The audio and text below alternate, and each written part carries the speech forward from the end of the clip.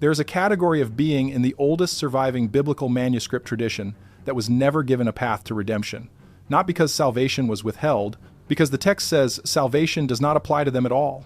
Not sinners, not apostates, not the morally compromised. A specific class of being, named in the oldest layers of Scripture, for whom the entire architecture of mercy was not constructed. The Church removed this from the canon in 364 CE. Jerome dismissed it. Augustine called it confused mythology. And for 17 centuries, the argument held because almost no one could read the primary source. That changed in 1947, when 11 separate copies of the Book of Enoch surfaced inside the caves at Qumran. More copies than Deuteronomy, more than most books that survived into the modern Bible. The scholars who translated the oldest Aramaic fragments found a document that does not describe the unsavable in the language of moral failure. It describes them in the language of ontology. What they are is the fundamental problem, not what they did. In the next several minutes, you will see what the text actually says, how the Babylonian and Egyptian records corroborate the same category using different names, and why the council that banned this document had very specific reasons that have nothing to do with theological tidiness. The evidence is cataloged. The manuscripts are real. The implications have never been fully addressed in any mainstream theological or academic publication. The oldest layer of Enoch is called the Book of the Watchers, chapters 1 through 36. The Aramaic fragments from Qumran date this section to approximately 300 BCE, but the oral tradition it encodes is considerably older. The Ethiopian Orthodox Church, which never removed Enoch from its canon, preserved a complete GE's manuscript at the Church of Our Lady Mary of Zion in Axum. This manuscript contains passages in chapters 12 through 16 that Western translations have consistently softened or restructured in ways that change the meaning of the core argument. The argument is this: when the Watchers, the beings the text calls the sons of God, who descended onto the plain of Ardos and took human women as wives, when they did this, they did not merely commit a transgression, they crossed a categorical boundary that made them permanently ineligible for the mercy structure that governs created beings who operate within their assigned domain. Chapter 15. Verse 2 in the Standard Oxford translation produced by Dr. Michael Knibb in 1978 reads, "You should petition on behalf of men, not men, petition on behalf of you." But the Gez construction used in the Axum manuscript is stronger. Dr. Ephraim Isaac, whose 1983 translation worked directly from the Ethiopian sources, rendered the same passage as, "Your nature has become the thing for which intercession was never made available." This is not a statement about behavior. It is a statement about category. The Watchers are not told they sinned too greatly. They are told the mechanism of forgiveness was not built to accommodate what they are now.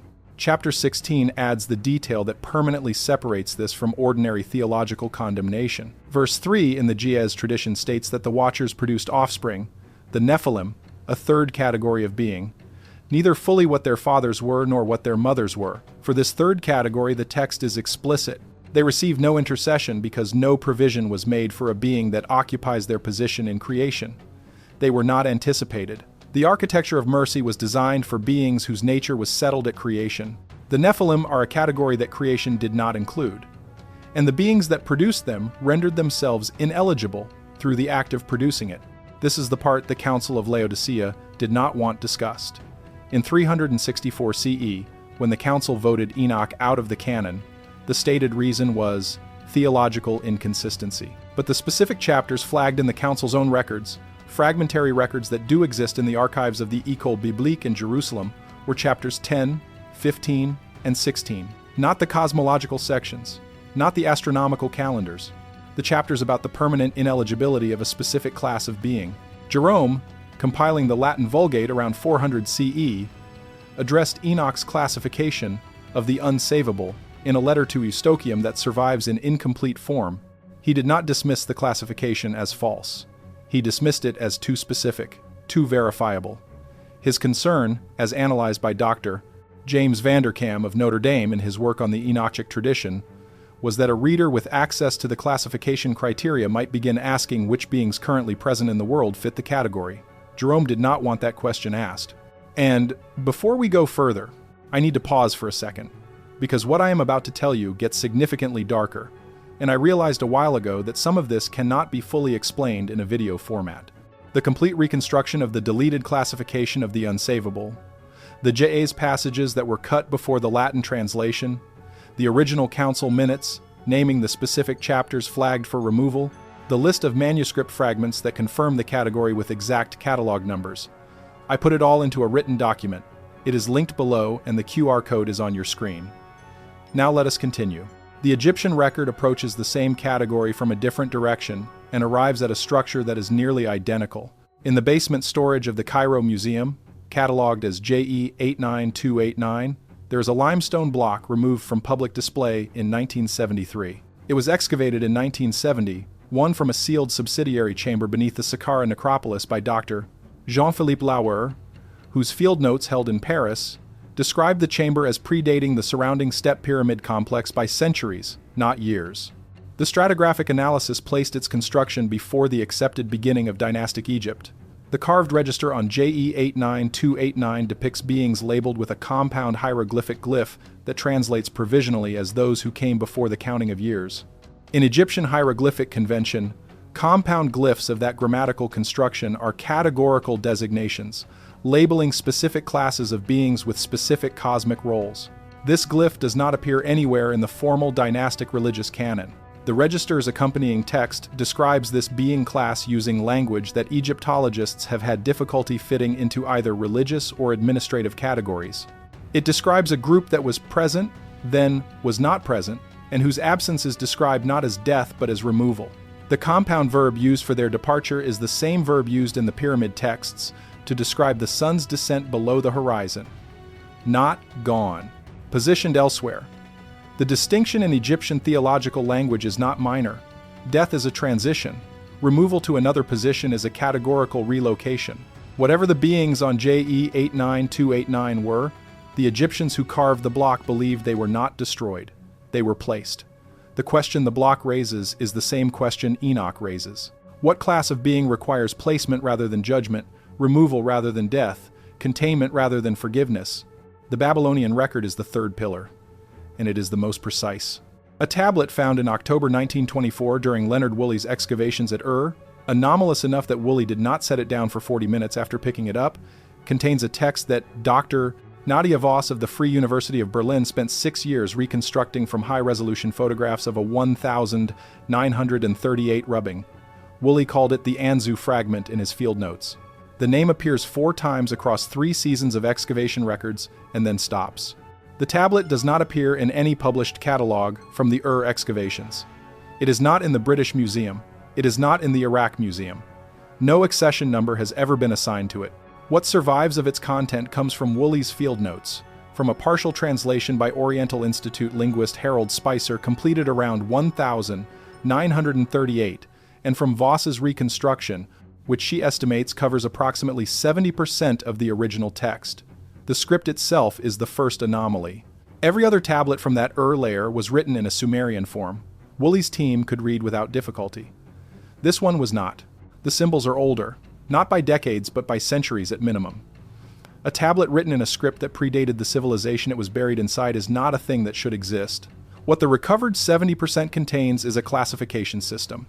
The Anzu fragment describes the world as containing 3 classes of inhabiting presence: those who were formed within the world and belong to it, those who arrived from outside the world and are subject to its conditions, and a third class, described with a compound Sumerian term that Voss translates as those of neither boundary.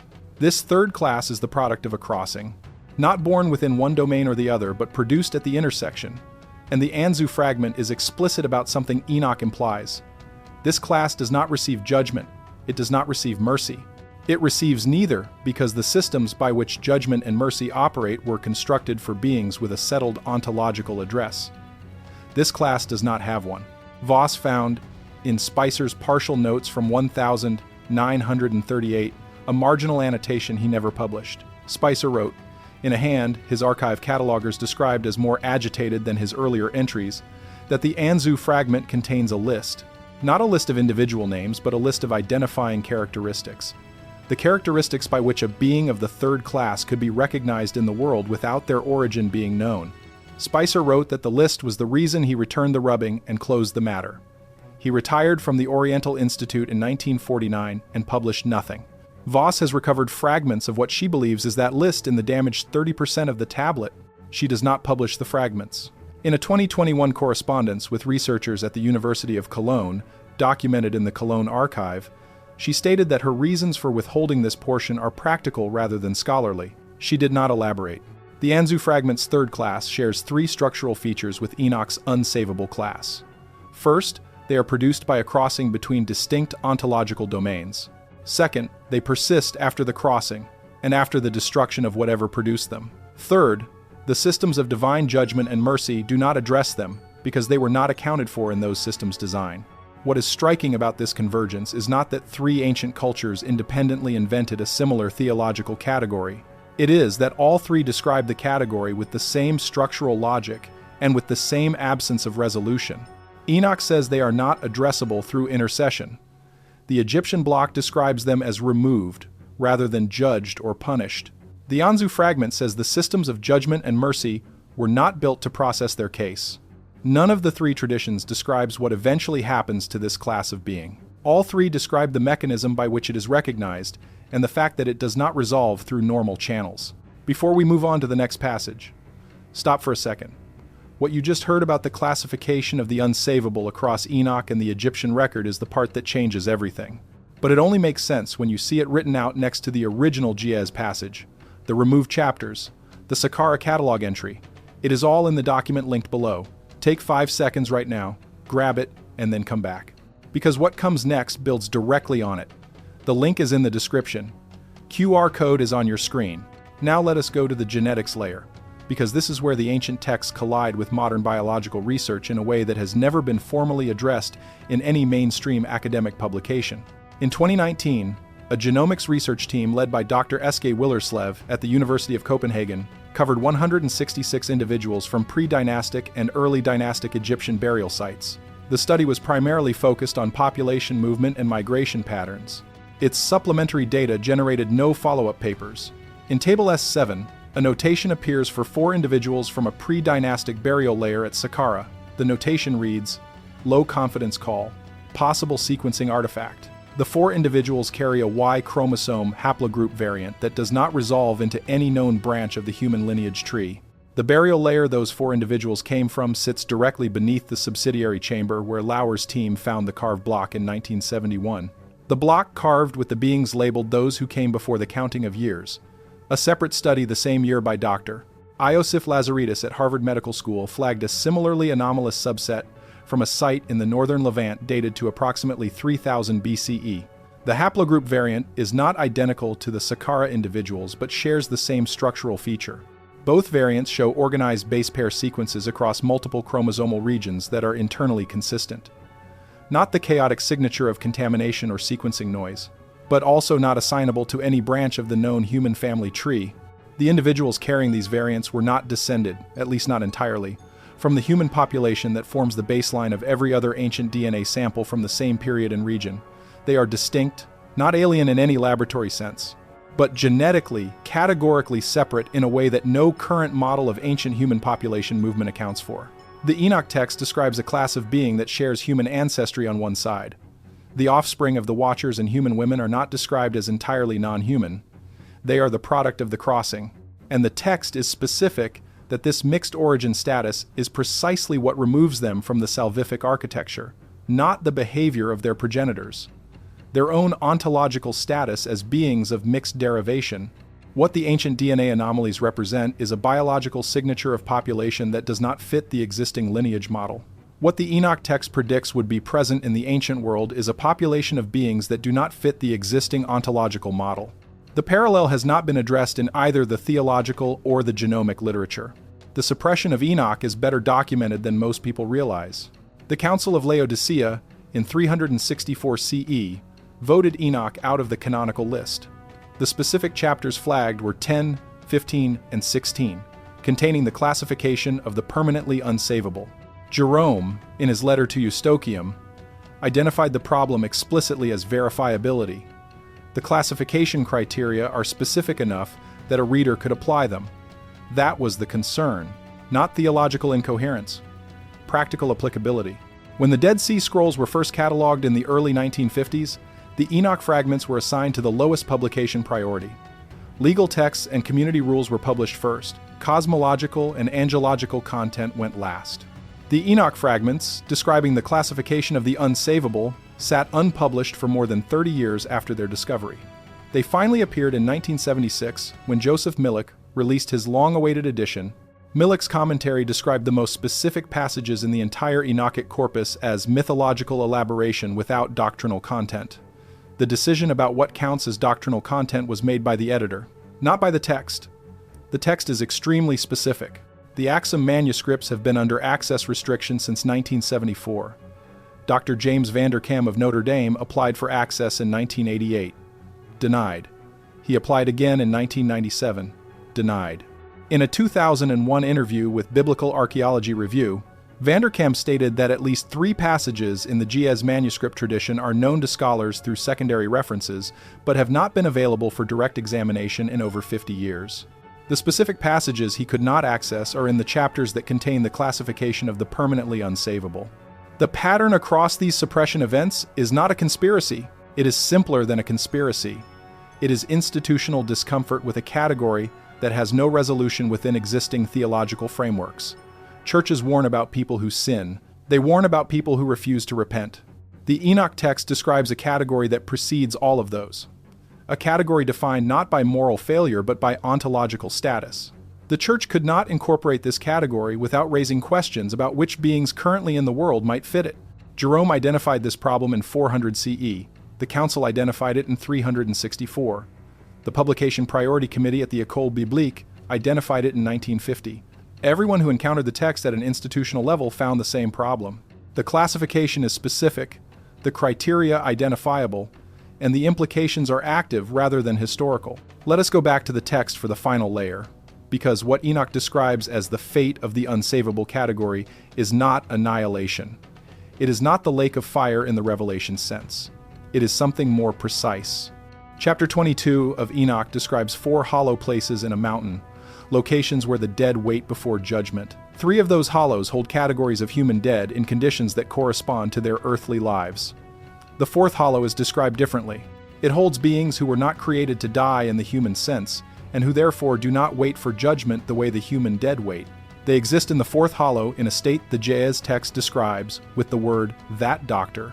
Isaac translated as the condition of those without address. Not suffering, not peace, not waiting, not resolved. Simply present in a state for which no next state has been prepared because no next state was designed. The architecture of afterlife, like that of mercy, was built for beings whose nature falls within its operational range. What the 4th hollow holds are beings whose nature falls outside that range. The text is not triumphalist about this. Enoch does not describe the 4th hollow with satisfaction. He describes it with the same matter-of-fact precision he uses for everything else in the vision. Here is a thing.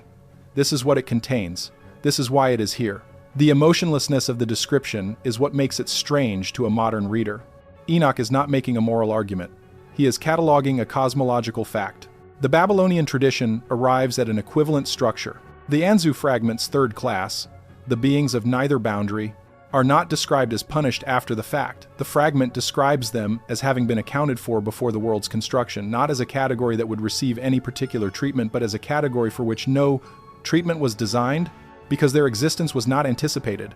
The world was built without provisions for them, and they persist within it in the condition of beings for which no ontological infrastructure exists. The Egyptian equivalent, the removed beings on JE 89289, are described in the carved register as having been positioned outside the counting. In Egyptian administrative language, the counting is the census, the official register of what exists, and is accounted for within the created order. Outside the counting means literally unregistered, not in the record, not subject to processes by which registered beings are managed, judged, or resolved. 3 traditions, 3 distinct civilizations, all arriving at the same structural description. There is a class of being that exists within the world but is not registered in the world's accounting system. The reason this matters beyond historical curiosity is what all 3 traditions say about how this category is identified in the world among ordinary human population. Enoch's chapters 15 and 16 contain criteria. The Anzu fragment, in the damaged section Voss has partially recovered, contains a list.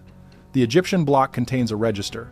All three describe a class of being that can be present among humans in a form not immediately distinguishable from ordinary human form, but that carries identifiable markers across multiple registers simultaneously: behavioral, perceptual, relational, and biological. The criteria are not vague. The manuscripts that contain them are not inaccessible because they lack credibility. They are inaccessible because the criteria are specific enough to be applied. Jerome said this in 400 CE. The Council of Laodicea flagged these chapters specifically. The publication committee at the École Biblique put them last in the queue and kept them there for 30 years. Vanderkam has been unable to access the Axum passages containing the full criteria for 50 years. Voss is not publishing the recovered list from the Anzu fragment. The pattern across 17 centuries is the same. The classification itself is not disputed by anyone who has read the primary sources. The criteria by which the classification is identifiable are what keeps getting managed, delayed, restricted, and filed under mythological elaboration without doctrinal content. The Book of Enoch is not about who sinned enough to be damned. The church built that framework after the book was removed. The book itself is about something that precedes the framework of sin and redemption entirely. It is about a category of being for whom that framework was never relevant, not because they are beyond hope in the moral sense, but because hope, in the theological architecture the text describes, was never a provision made for what they are. Enoch did not invent this category. He cataloged it. The scribe who wrote the Anzu fragment cataloged it. The Egyptian carvers who labeled those beings on block JE 89289 at Saqqara cataloged it.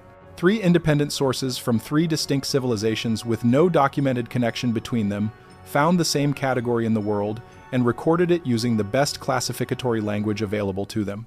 The manuscripts remain. Fragment 4Q 203 sits in the Israel Museum Shrine of the Book in Jerusalem. The Axum Ge'ez manuscript still sits in the Church of Our Lady Mary of Zion behind access restrictions in place since 1974. The Anzu fragment has no accession number and no known location. JE 89289 sits in basement storage in Cairo. The genomic anomalies from the Willerslev study sit in supplementary data tables that no follow-up paper has addressed. The evidence is not hidden in any particularly dramatic sense. It is distributed across institutional archives in multiple countries, classified as mythological, filed under low confidence, set at the bottom of publication queues by people who understood exactly what it contained. What the text says is what it has always said. The category exists.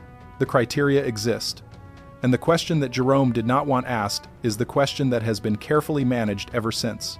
Not whether the category is real, but whether any of what fits it is sitting directly across from you at this very moment.